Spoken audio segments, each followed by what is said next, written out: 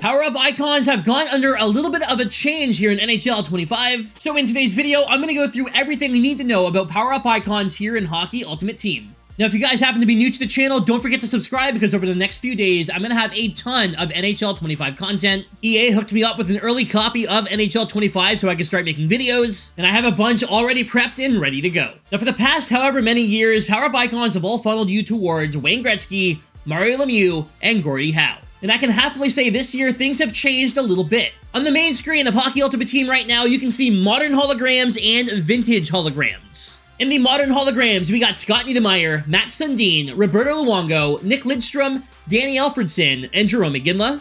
And in the vintage holograms, we have Bobby Orr, Gordie Howe, Mario Lemieux, Chris Chelios, Patrick Waugh, and Wayne Gretzky. Now, all of these cards start out at 85 overall, and you use icon tokens to upgrade them. However, those aren't the only power-up icons here in NHL 25. You see, in order to get any of the modern hologram icons, you need to trade in all of these cards. These are all power-up icons as well, and if you trade them in, you'll get a choice pack featuring all of the hologram modern icons. The same thing goes here for the vintage holograms. If you want a choice pack featuring Bobby Orr, Mario Lemieux, Gordie Howe, and the others, you need to trade in all 12 of these players, and you'll get a choice pack featuring all 6. 24 cards to trade in, and 12 hologram cards. That means there's 36 total power-up icons here in NHL 25. Let's go through each one of them individually and take a look at their stats and their abilities. The very first one we're looking at is Rod Brind'Amour. Now at tier 1, he's an 82 overall, but he can be upgraded using 10,000 coins or 1 icon token. Icon tokens work the same way as power-up collectibles in years past. As of right now in Hockey Ultimate Team, you can obtain icon tokens through moments, power-up icon objectives, and in different sets by trading in players.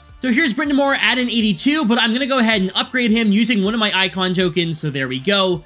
And Rod Brind'Amour is now an 83 overall, and if I want to downgrade that card, I'll get that token back. It's important to note if I traded in 2 icon tokens to upgrade him, I'd only get 1 back. If I traded in 5, I get 3. If I traded in 10, I get 5, so on and so forth. Now, Rod Brind'Amour at 83 overall has 88 speed, 88 endurance, 87 faceoffs, and he has my favorite ability in Born Leader. And he certainly is one of the better power-up icons as of right now. Next up, we have Esa Tikkanen from the Edmonton Oilers. We're going to go ahead and look at him at the 83 overall version. And this card, as of right now, doesn't look phenomenal. But as the year progresses and more tiers unlock, this card will only get better as the year goes on. So would I make this card and put him on my team right now? Probably not. But you never know in a few months how good this card really could be. Next up, we have Jumbo Joe Thornton. Good to see ya.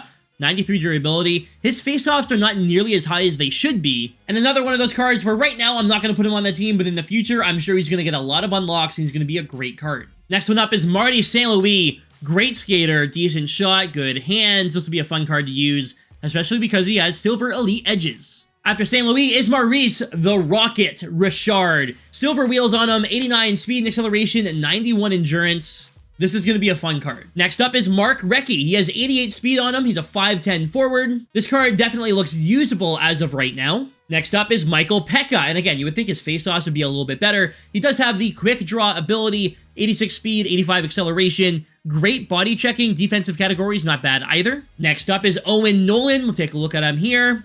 Has a heavy shot, pretty decent body checking, skating's not great. Next up is Rick Nash. He has silver, unstoppable force, decent hands, decent shot, not really a phenomenal card as of right now. Then we have Mike Modano. Now this is the card I want on my team. 89 acceleration, 87 speed, silver wheels. I love Mike Modano every single year. After Modano, we have Brian McCabe, and it's a shame that McCabe doesn't look a little bit better. His shot is heavy, his hands suck, defense isn't great, not the best skater. I feel like he could have been a little bit better. After McCabe is Al McInnes. You know that shot's going to be heavy.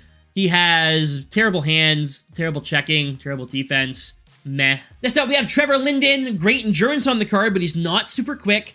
Hands are all right, shots all right, checking's all right. Defense is low, but he does have Born Leader, which is one of my favorite abilities. After Trevor Linden is Claude Lemieux. Really? Claude Lemieux looks like a terrible card. After Claude Lemieux, we have Pat LaFontaine, who looks like one of the best offensive cards you could get out of the power-up icon set right now. 89 acceleration, 88 speed, great shot, decent hands. Again, the checking and defense isn't great. He does have silver, Make It Snappy. Next up is Yari Curry. He also has Make It Snappy. His skating's really good, shot's amazing, and he has great hands as well. Again, checking and defense leave a lot to be desired. After Curry is Dale Hawerchuk, and you need to take a look here. The last 3 cards have all been really good, but then you had like Claude Lemieux and Trevor Linden who didn't look great at all. Howard Chuck has 86 acceleration, 87 speed with a really good shot and decent hands, with silver unstoppable force. And then we have Sergei Gonchar with 87 acceleration, 88 speed, a good shot.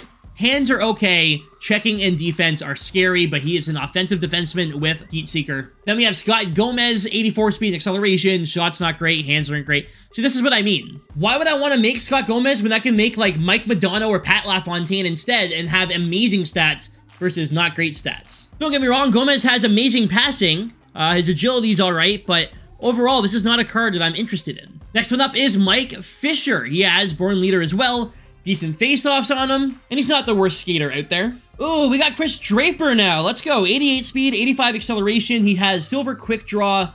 Shot sucks, hand sucks, checking's okay, and his defense is actually all right. After that, we've got Paul Coffey, and this is probably the best defenseman that we've seen so far. His skating category is sick. His shot's good. Hands aren't great, checking's not great, defense is better than Gonchar's at least. After Paul Coffey is Ray Bourque, and Ray Bourque, I mean, here's the problem, right? He's a lot slower than Paul Coffey, and his shot's not as good as Coffey's, and his hands aren't as good as Coffey's, and his body checking is pretty much the same as Coffey's, and they have the same defense pretty much. How does this make any sense? Then we have Brett Hall, 83, amazing shot. Look at that shot. It's ridiculous, but again, skating, hands, checking, it's just not there. And that's going to do it for every one of the 82 overall power-up icons. Let's get into the holograms. Starting it off, we have Mats Sundin. Of course, we will put him up to an 86. You need 2 icon tokens to upgrade Mats Sundin in any of the holograms from 85 to 86. He has gold quick draw, 89 faceoffs on him already. He's a good skater, has a great shot, hands are decent, checking's decent. Defense isn't amazing, but at 6'5", Mats Sundin is going to be a ton of fun to play with. The next hologram you can make is Patrick Waugh. Now, the problem with Patrick Waugh is he is a goaltender.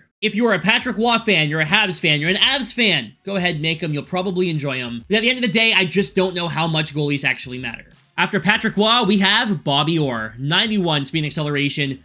Good shot, great hands, checking sucks. Defense isn't amazing either, but he has gold wheels on him. This will be a really fun card to use. After that, we have Scott Niedermayer, who is way more well-rounded than Bobby Orr. 90 speed and acceleration. Shot's not as good, hands aren't as good, but his checking and his defense especially way better. He has gold elite edges. The next hologram is Roberto Luongo, and the same thing I said about Patrick Waugh is what I'll go ahead and say about Bobby Lou.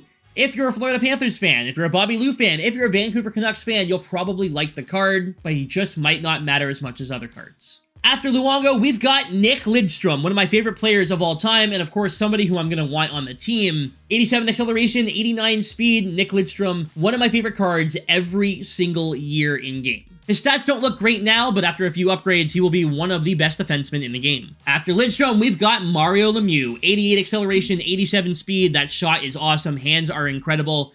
Checking and defense, a little low. But he does have good face-offs, which is really nice to have him at center. Gold unstoppable force for Mario. And after Mario, we've got Jerome Iginla. 89 excel, 87 speed. Shot looks really good. The deking's not great. Checking is really good. Wish he had a little bit better of a defensive category as well, but in the end, this is a great card with gold to make it snappy. After Iginla, we've got Gordie Howe. 89 acceleration, 86 speed. Shots all right. Hands are all right. Checking's really good. Defense is solid. He has gold at close quarters. And this is the first year I don't think his icon was on the Detroit Red Wings. Side note, shout out to whoever did the card art for the power-up icons. The animation and the signature and everything, it looks absolutely awesome. After Gordie Howe, we've got Wayne Gretzky. 90 speed and excel, great shot, great hands. Checking sucks, defense is really bad, but faceoffs are good. He has gold elite edges. You can never go wrong with Wayne Gretzky. After Wayne, we've got Chris Chelios, the former Detroit Red Wing, currently wearing a Chicago Blackhawks jersey. He's got gold shutdown on him. Good skating, decent shot. You know what? Chris Chelios might be a really good defenseman this year. It's great that he doesn't have 82 speed and excel like last year, man. Like, his card was so slow, it's basically unusable until the very end of the year. And the final hologram is Daniel Alfredsson. Red Wings legend Daniel Alfredsson. He's got gold born leader. His skating is 89 speed and excel, decent shot, decent hands, good defense. Body checking's not there, but this is a really well-rounded card. And I love that born leader, man. This is going to be a fun one. Lots of past Red Wings in here. I kind of like it. I could have Daniel Alfredsson, Chris Chelios, Gordie Howe, and Nick Lidstrom all play out there for me. And that is every hologram power-up icon. Now you're guaranteed one of the power-up icons at 82 overall in your starter pack, but if you want 2 more power-up icons quickly, head over to Hut Moments and over to the Hologram Moments. There are 6 different moments to complete. Not only will you earn a couple players and a couple coins, but you'll also get a vintage icon player choice pack with an icon token, and if you go through the second one, you'll get a modern icon player choice pack with an icon token as well. These are all super simple moments. They're very easy to do. Realistically, shouldn't take much time at all, and you'll be able to get yourself started on both paths. Now, something new to the game this year is a modern icon reroll and a vintage icon reroll. So you can trade in any 3 of the modern icons or any 3 of the vintage icons, and you'll get a choice pack featuring modern icons or vintage icons depending on what you traded in. That means when you eventually do get duplicates, because it's going to happen, you can trade them in for a choice pack to help you keep working towards making any of the holograms. Also available in the Early Access XP path right now is an Early Access Icon Player Choice Pack. So if you reach level 12, you'll also get another choice of the power-up icons. Now that's currently everything we know so far about power-up icons here in NHL 25. If we do get any more news in the future, I'll be sure to put a video out here on the channel, but I appreciate you watching this one. Let me know down below what you think of the new hologram icons. Tell me you don't think that's the best card art we've ever had in an NHL video game. Anyways, y'all, I'm out of here. Thanks for watching. I'll see you right here on the channel very soon with some more NHL 25 content. The launch of NHL 25 is just a few days away.